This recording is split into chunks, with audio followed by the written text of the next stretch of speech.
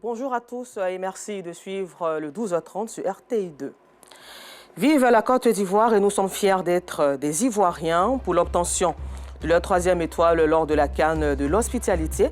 La rédaction de RTI2 revient sur le parcours difficile des éléphants de Côte d'Ivoire. Et puis, hors de chez nous, en Guinée-Conakry, les centrales syndicales ont appelé tous les secteurs à une grève générale et illimitée à partir de ce lundi 26 février. Encore merci de votre fidélité. Autant d'informations sur RTI2. La Coupe d'Afrique des Nations 2023, organisée en Côte d'Ivoire, a pris fin le dimanche 11 février dernier. Et qui aurait cru que les éléphants de Côte d'Ivoire réussiraient à remporter le trophée après un parcours assez difficile. Avec l'espoir, ils ont alors décidé de se battre pour déjouer tous les pronostics afin de retrouver leur place de favoris et surtout honorer le peuple de Côte d'Ivoire et son chef de l'État. Quand les éléphants de Côte d'Ivoire deviennent de vrais patriotes, un dossier signé par Assoro Kone de Madangui.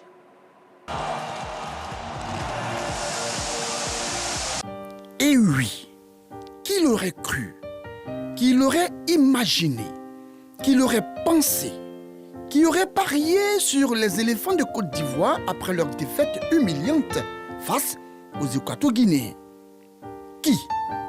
Oui, qui aurait cru en cette équipe même après son repêchage en tant que dernier meilleur 3e? Qui aurait pensé un seul instant que la Côte d'Ivoire, pays hôte de la CAN, brandirait le trophée? Très peu y croyaient. Même les experts en football, les consultants sur les plateaux avaient même du mal à rassurer les supporters ivoiriens. En tout cas, personne n'y croyait, même qualifié. On a très tôt enterré l'éléphant. On a vite vendu ces ivoires à vil prix. Et pourtant, tout commence un certain lundi 22 janvier, considéré comme un lundi noir pour le football ivoirien. Un lundi sombre, un lundi cauchemardesque. Jamais de mémoire des sportifs, la Côte d'Ivoire n'avait vécu pareil scénario à une Coupe d'Afrique des Nations. Les éléphants ont perdu honteusement devant leur peuple. Une défaite incompréhensible et difficile à se l'expliquer. La Guinée équatoriale venait de mettre 4 buts sans en encaisser un seul. Pilule difficile à avaler. Un véritable coup de marteau sur la tête des Ivoiriens qui n'ont point trouvé le sommeil. La douleur était grande. La colère était visible. Le mal avait pris le dessus sur le bien. Chacun s'est exprimé à sa manière et à sa façon. Hey! Hey! Hey! Ça me fait mal! Ça me fait mal au cœur! Mais moi je suis un patriote, je reste ivoirien, ce maillot-là, je suis fier de ça! Vous êtes mauvais! Vous êtes mauvais! Les joueurs n'ont pas mis du temps pour comprendre le mal qu'ils venaient de faire à tout un peuple. Ils ont essuyé la colère des Ivoiriens. Ils ont été hués, lapidés, injuriés et moqués. La fourrière! Vous ne valez rien! Toute la merde, c'est la merde! C'est battu! On a cru! Le gardien nul! Que c'est triste, que c'est dommage, que c'est honteux. Des joueurs regagnant les vestiaires tête baissée et protégés par la sécurité. Une période peut-être pas encore expérimentée dans leur carrière. Ils venaient de perdre devant 60 000 spectateurs sur un stade qui porte l'illustre nom du président de la République, Alassane Ouattara. À s'imaginer, ils auront vécu une nuit mouvementée ce lundi 22 janvier. Une nuit tourmentée, une nuit agitée et troublée. Et dire qu'ils avaient bien entamé ce match. Et dire qu'ils étaient sur ce terrain, ce stade Alassane Ouattara de Bempé, pour défendre le symbole qui incarne la souveraineté de l'État, l'emblème national, le drapeau tricolore, orange, blanc et vert. Max Alain Gradel et ses coéquipiers se sont battus jusqu'à la dernière goutte de sueur. Ils ont mouillé le maillot. Ils ont donné tout ce qu'ils avaient. Ils ont même dominé presque tous leurs matchs pour honorer le peuple ivoirien, pour honorer les supporters et les passionnés du football, pour honorer leur capitaine en chef, Alassane Ouattara. Le corner qui va être sortant pour un coup de tête de Singo. Ça traîne devant la surface de réparation. Les Ivoiriens qui essaient de mettre la tête avec Wilfried Singo, encore une fois, qui peut écarter dans le couloir. Nouveau centre, nouvelle déviation, la tête de Dicard. Oh, l'énorme frappe. C'est la course d'élan de Franck Caissier pour les éléphants de la Côte d'Ivoire qui tire et qui transforme. Il envoie les éléphants de la Côte d'Ivoire. La résurrection, le miracle de Yamoussoukro. Samy qui revient. Centre, le ballon revient, Yohanoussa à bout portant, mais Adengra, il pousse le ballon, Adengra pour le centre, ça arrive au second poteau, la reprise, elle sera freinée, la tentative de Max Alain Gradel, quelle balle d'égalisation. Ces pachydermes ont su relever la tête. Et oui, l'éléphant s'est relevé et a continué sa marche. Les Ivoiriens sont rassurés et l'amour renaît. C'est la réconciliation avec l'équipe et tous les adversaires. Lise-leur, c'est le coup du marteau.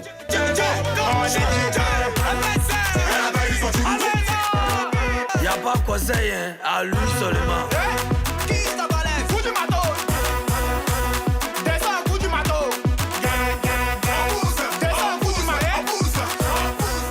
Alors qu'ils étaient humiliés, hués, rabaissés, vilipendés, dernier des meilleurs troisièmes, alors qu'ils étaient abattus, qu'ils avaient la tête baissée, ces éléphants ont reçu un soutien de taille, celui du président de la République qui a eu les mots justes pour les ramener à la vie, donc dans la compétition. La CAN est une belle fête, on appelle d'ailleurs la CAN de l'hospitalité, et nous avons été un peu déçus par ce qui s'est passé, mais ce n'est que partie remise. Nous avons une jeune équipe, mais qui va s'améliorer au fil des années. Et je voudrais dire aux Ivoiriens de ne pas se décourager. Comme le premier président, le président Houphouët nous l'a toujours dit, le découragement n'est pas ivoirien. Nous avons déjà eu la coupe 2 fois et je suis sûr que nous l'aurons une 3e fois très bientôt. Désormais, un nouveau challenge s'offrait à eux, une nouvelle mission, celle d'aller le plus loin possible dans cette compétition. Du coup, on a vu une autre équipe des éléphants, moins lourde, avec un mental d'acier, une équipe conquérante qui mouillait le maillot. L'éléphant est debout et dévaste tout sur son passage, déjoue tous les plans et pronostics et retrouve sa place de favori. Révoltés, les pachydermes ont décidé d'aller chercher le trophée. Il fallait prouver aux Ivoiriens qu'un éléphant ne recule jamais. Malgré le faux pas des matchs de poule, ils sont revenus plus forts et plus déterminés. L'on a eu tort de douter très tôt d'eux, tort de les avoir hués. Pendant cette période difficile, d'autres Ivoiriens n'ont pas trouvé mieux que de s'en prendre au pauvre bus de la Sotra.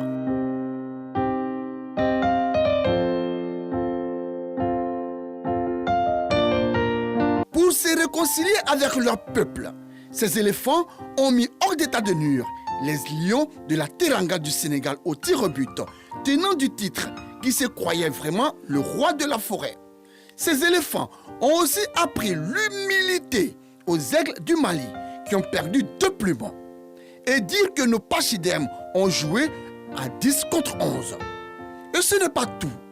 Ils ont rappelé aux léopards du Congo que la jungle a un chef et que le football, ce n'est pas la musique. En finale, face au Nigeria, devant le président de la République Alassane Ouattara et tout un peuple acquis à leur cause, il y avait un affront à laver. C'est pourquoi le géant nigérien n'y a vu que du feu. L'aigle du Nigeria n'a pas réussi à ébranler la hargne, l'envie, la fougue, la détermination et le mental des éléphants poussés par toute la Côte d'Ivoire et son chef. Ses supporters Mazo ont fait la fête toute la nuit.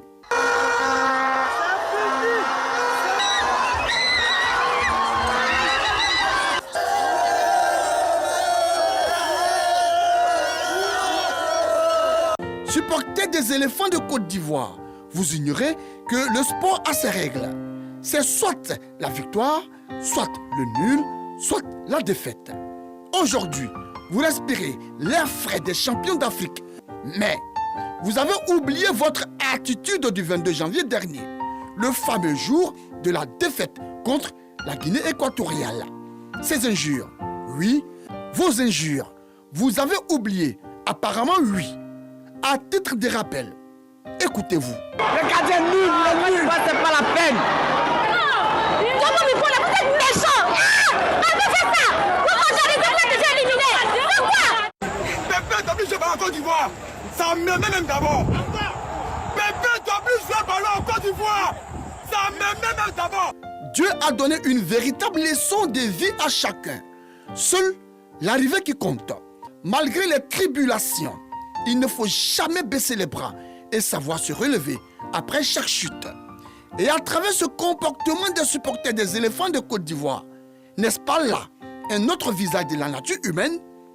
Lorsque tu sors vainqueur, lorsque tu gagnes, lorsque tu remportes, tu glanes des trophées, tous sont avec toi. Tous t'adorent. Tous t'aiment. Tous te mettent sur le piédestal. Tu es le meilleur. Malheureusement, quand tu perds, quand tu rates ton tir au but, quand tu tires à côté, lorsque ton tir frappe la barre transversale ou part en l'air, tu es la risée de tous.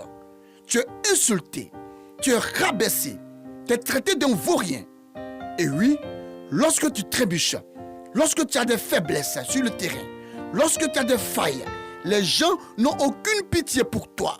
Aucune pitié pour tes failles, tes faiblesses, tes sacrifices, tes efforts. Ils n'en ont rien à foutre. Aucune reconnaissance de leur part. Tous tes sacrifices tombent à l'eau. Et presque tous te jettent la pierre. Parce qu'en vérité, les gens marchent, roulent et tissent une amitié profonde qu'avec les vainqueurs et rien d'autre. Et ces joueurs, malgré les vicissitudes de la vie, les péripéties de la vie, les épreuves de la vie, les blessures, ont su faire taire les injures et les critiques. Chers supporters Mazo, voici votre trophée. Voici votre coupe. Voici votre bijou.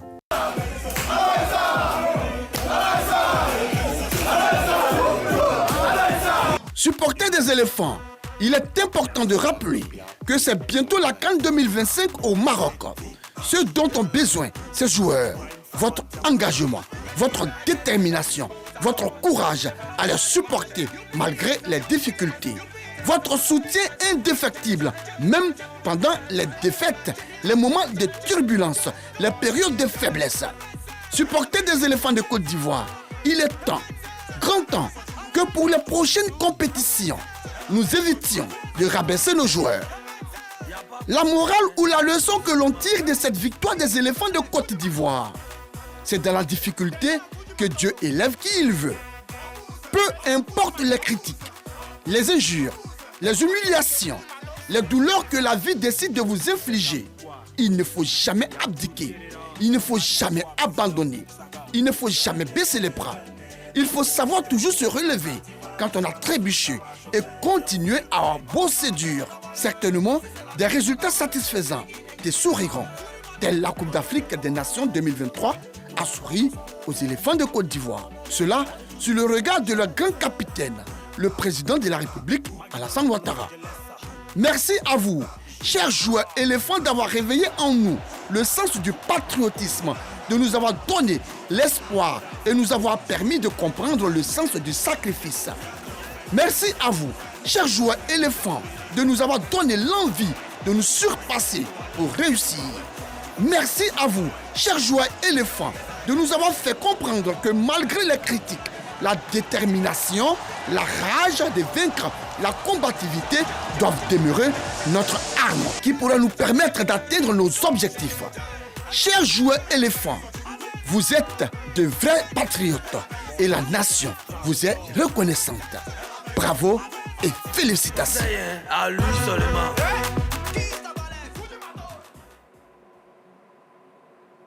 comme les éléphants footballeurs, les éléphants basketteurs ont fait aussi leurs preuves pour l'Afro-Basket 2025. La Côte d'Ivoire a décroché sa qualification après avoir fait un carton plein en Égypte.